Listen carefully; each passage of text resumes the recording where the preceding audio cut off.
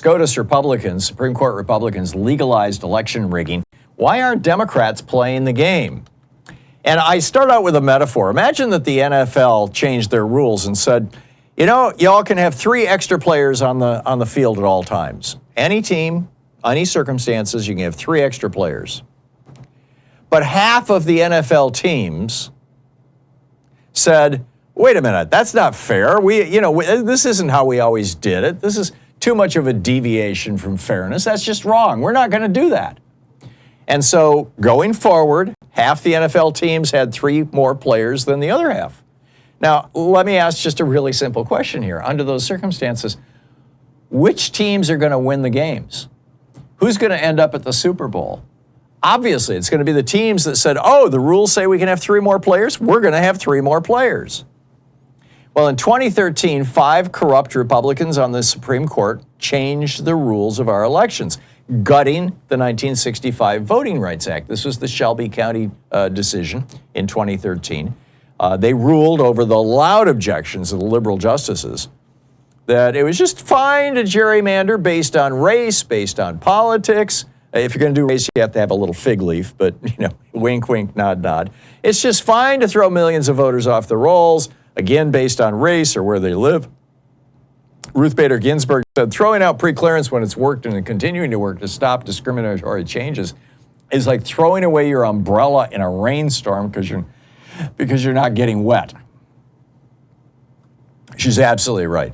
This was followed by 2 other corrupt all-Republican decisions, Rucho versus Common Cause and Alexander versus NAACP, that expanded the ability of states to gerrymander and consolidate their politics. And then in 2018, there was the Husted versus A. Philip Randolph Institute decision that made it easy for states to target voters with postcards that look like junk mail and throw them off the voting rolls if they fail to return them.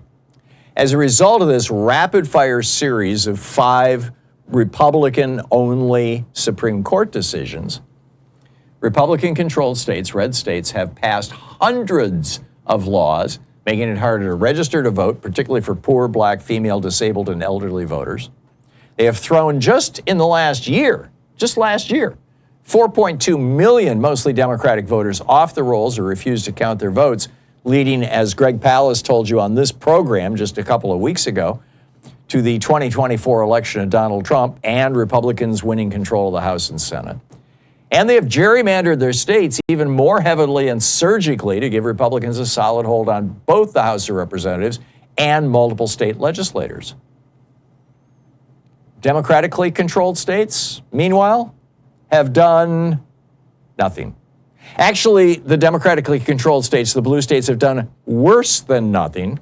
Citing fairness and the way it should be done, they've stopped gerrymandering altogether, which is nuts, right? But yeah, that's what they did. California in 2008 passed a resolution to end gerrymandering there. There have been, right now, there are similar proposals in Arizona, Colorado, Michigan, and Virginia to end gerrymandering in democratically controlled states. What will that do? Probably turn them over to Republicans. If California, and by the way, gerrymandering, here's a great example, North Carolina. North Carolina is a 50-50 state. Year after year after year, they elect a Democrat as their governor. So in statewide elections, Democrats can win in North Carolina. But they have 13 seats in the U.S. House of Representatives. 10 of those 13 seats are held by Republicans. Why? Gerrymandering. The same is true of Alabama, Florida, Texas, Georgia, Louisiana, Ohio, and Utah, which provide 7 additional seats for Republicans in the House of Representatives. If just North Carolina had not been gerrymandered, Democrats would control the House right now.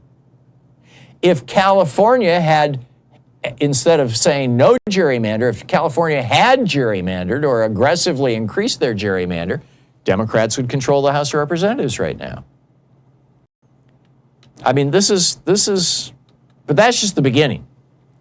Another strategy to suppress the vote is strict signature matching on mail-in ballots.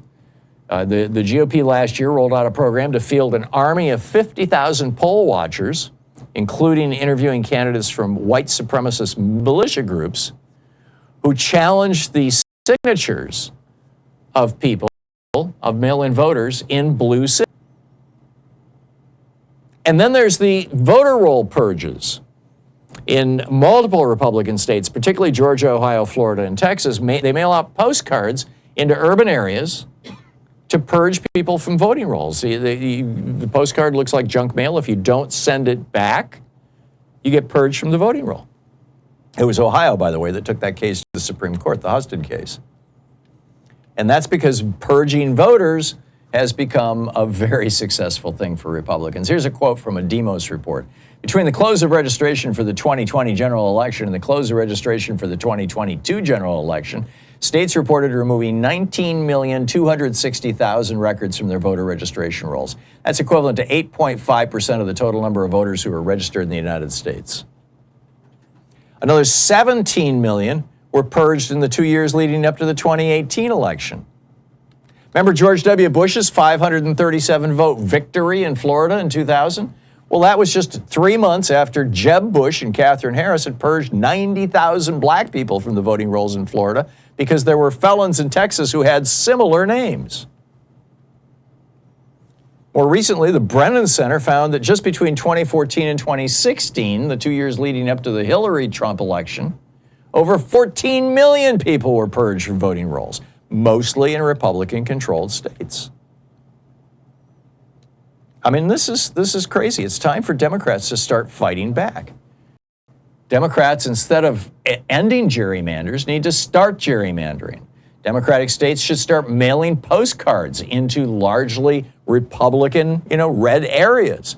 And if the postcards don't get returned, purge them from the damn voting roll. Democratic election judges in Republican areas should start challenging signatures. Now, none of these things that I just said Democrats should do are fair, but they are all legal. This is called fighting fire with fire.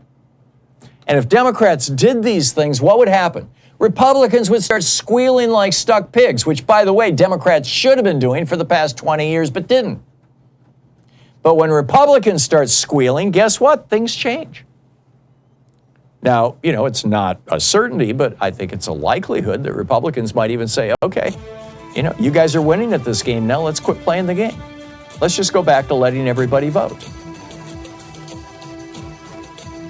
If we don't, if Democrats don't start doing this stuff, get ready for Democrats to lose the 2026 and 2028 elections. And this doesn't even begin to touch Citizens United.